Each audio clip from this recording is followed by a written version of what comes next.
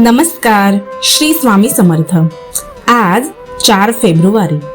नित्य स्वामी दर्शन या ग्रंथातील आजचा संदेश बघूया.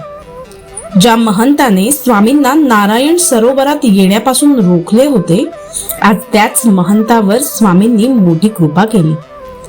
महंताच्या हाताला भयंकर कुष्ठरोग झाला होता, पण स्वामींच्या केवळ एका नजरेने काय चमत्कार घडला पाहूया आजच्या भागात.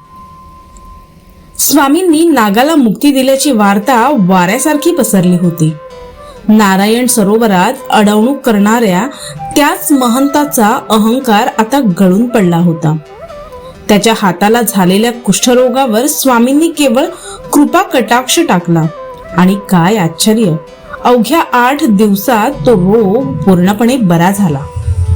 स्वामींनी त्याला लोभीपणा सोडून दिनदुबळ्यांची सेवा करण्याचा उपदेश केला. नारायण सरोवर सोडून द्वारकेला जाण्याचा निर्णय स्वामींनी घेतला आणि एके दिवशी सकाळी पाण्यात आसनस्थ स्थितीत बसून सर्वांना आशीर्वाद देत स्वामी अचानक अदृश्य झाले.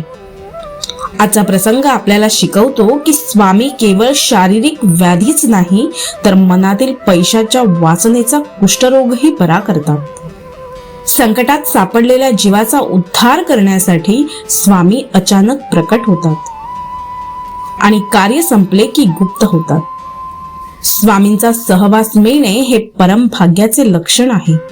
फक्त तुमची स्वामी सेवा अखंड ठेवा, ते तुमच्या पाठीशी खंबीरपणे उभे राहतील.